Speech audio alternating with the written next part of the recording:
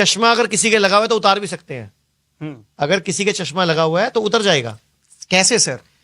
क्या करना है, रात को अपने दांतों को अच्छी तरह साफ करके सोना है। ठीक।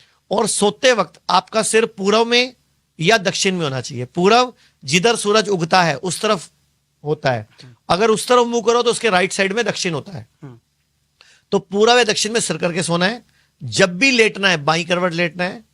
सुबह उठ के अपनी बॉडी को हिलाना है, बिस्तर पे पड़े पड़े इतना हिलाना है कि ब्लड सर्कुलेशन पूरी बॉडी में फैल जाए। क्योंकि हमारी बॉडी में 5 लीटर खून है, रात को 2.5-3 लीटर खून पेट पे आ जाता है। तो घुटनों में कम होता है, एड़ी में कम होता है, गर्दन में कम होता है, सिर में कम होता है, तो पूरी बॉडी में एक साथ वो घूम जाए। तो बॉडी को हिलाया, उठ के बैठ गए, अच्छी तरह हाथ रगड़ने हैं, इतने रगड़ने हैं गर्म हो जाए, और उसको ऐसे आंखों पे लगाना है। 10-20 सेकंड रोक के रखना है, चेहरे पे मल लेना है। अपनी लार लेनी है, अपनी सलाइवा लेनी है, अपनी लार लेनी है जो मुंह में रस बनता है, इसको आंखों में काजल की तरह लगा लेना है। और उसके बाद ये 3 उंगलियां ऐसे रखनी है, 7 बार ऐसे घुमाना है, 7 बार ऐसे घुमाना है। उसके बाद 25-30 बार इस तरह घुमाना है, और 25-30 बार उल्टा घुमाना है, और दोबारा हाथ रगड़ने हैं, गर्म करने हैं, और आंखों पे लगा लेने हैं। 2 मिनट में एक्सरसाइज पूरी हो जाएगी, और 10 से 15 दिनों में 0.25, 0.5 नंबर का चश्मा उतर जाएगा। अगर आपका चश्मा 2 नंबर का, 2.5 नंबर का, 3 नंबर का है तो वो 1-1.5 महीने में उतर जाएगा। और अगर आप इससे भी जल्दी चश्मा उतारना चाहते हो तो अपने घर के आसपास कोई भी पंचकर्म आयुर्वेद का सेंटर ढूंढ लो। आयुर्वेद का पंचकर्म सेंटर, वहां पे अक्षय तर्पण नाम की एक थेरेपी होती है, अक्षय तर्पण, वो भी साथ में करवा लो तो चश्मा भी उतर जाएगा।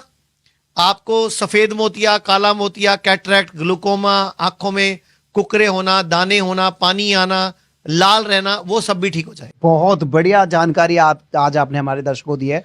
चश्मे की समस्या बहुत ज्यादा थी। बिल्कुल। मैं मनीष जी आपसे पूछना चाहूंगा, आचार्य जी, कि जो बच्चे हैं जो स्टडी कर रहे हैं, जो जिनका सपना है कुछ बनना, यूपीएससी क्रैक करना, डॉक्टर बनना, इंजीनियर बनना, तो आचार्य जी वहां पर होता है क्या है कि बच्चों का जो मेमोरी है वो आज की डेट में बच्चे हमें बताते हैं, सर हमें याद करते हैं, हम भूल जाते हैं। तो वहां पर आप हमारे दर्शकों में कई सारे बच्चे भी हैं, बहुत सारे स्टूडेंट जो यूपीएससी लेवल की, इंजीनियर लेवल की और एमबीबीएस लेवल की तैयारी कर रहे हैं, तो इस मेमोरी को कैसे अपने आप को स्ट्रॉन्ग कर सकते हैं? 2 तरीके हैं। नंबर 1, मेमोरी को स्ट्रॉन्ग करना, और जो भी पढ़ो वो याद रह जाए आपको। हाँ। और आपको एक ही बार पढ़ने में रट जाए, मतलब बार बार पढ़ना ना पड़े, एक बार पढ़ो तो आपको। मैं भी अपनी 10वीं क्लास का पूरे सहारनपुर डिस्ट्रिक्ट का टॉपर हूं, तो मतलब, और मेरे घर वाले हैरान थे कि ये पढ़ता भी नहीं है, ये टॉप पता नहीं कैसे कर जाता है। जबकि मैं सीरियल देखा करता था उस टाइम, दादी माँ जागी और विक्रम बेताल, इस तरह के सीरियल आया करते थे। तो 10th क्लास में पूरा डिस्ट्रिक्ट टॉप हुआ था। मुझे 2 साल तक स्कॉलरशिप भी मिली थी उसके बाद, गवर्नमेंट ऑफ जो डिस्ट्रिक्ट कलेक्टर होते हैं ना उनकी तरफ से। सर मैं यहाँ पे पूछना चाहूंगा, आपका जो स्कूल का जो दौर था, क्या आपकी स्कूल और कॉलेज के दिनों में आपकी पर्सनालिटी बिल्कुल अलग थी और स्टूडेंट से, या फिर मतलब कैसी थी? मैं पूरे क्लास में सबसे सुकड़ा बच्चा था, सबसे कमजोर बच्चा था, सांवला रंग था, और बिल्कुल मेरा वजन ग्रेजुएशन करने तक भी 39 kg था, मतलब बिल्कुल दुबला पतला। तो वो तो याद ही मत कराओ दिन। तो मैं आपको मेमोरी के लिए बताने लगा था। तो जितने भी लोग आईएएस बनना चाहते हैं या कोई कंपटीशन क्रैक करना चाहते हैं, तो एक चीज सुनो ध्यान से। आप रोज सुबह उठ के खाली पेट उकड़ू बैठ के, नीचे बैठ के, मतलब इंडियन टॉयलेट स्टाइल में बैठ के 1 कप गरम गरम पानी पीना शुरू करो। पहली बात, उससे आपकी पिंडली दबेगी। आप सबने कहावत सुनी है, अकल पैरों में होती है, अकल घुटनों में होती है, कई बोलते हैं अकल एड़ी में होती है, कोई बोलता है लंबे आदमी की होती है, कोई बोलता है फौजियों की होती है। तो क्यों बोलते हैं? हमारी पिंडली सेकंड हार्ट है। हमारे ब्रेन में कितना खून रहता है एक टाइम पे, कुछ आइडिया?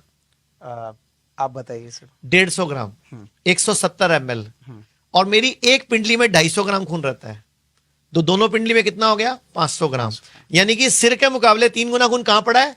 पिंडली में। और अकल क्या है मेरी? पैरों में। पूर्वजों ने सिखाया हमें, हाँ। कहावत में, बहाने में। तो जैसे आप उकड़ू बैठोगे या वज्रासन में बैठोगे, आपकी पिंडली दबेगी, वो सारा ब्लड आपके यूज आएगा। नंबर 1। नंबर 2, आपने 15 दिन में एक बार शिरोधारा करानी है। शिरोधारा आयुर्वेद में पंचकर्म के अंदर शिरोधारा एक टेक्निक होती है। आपको लेटने के बाद सिर पे तेल गिराया जाता है। बहुत सस्ती थेरेपी है। 15 दिन में एक बार वो करा लेना, एक बार 2-3 बार करा लो, फिर 15 दिन में एक बार करा लेना।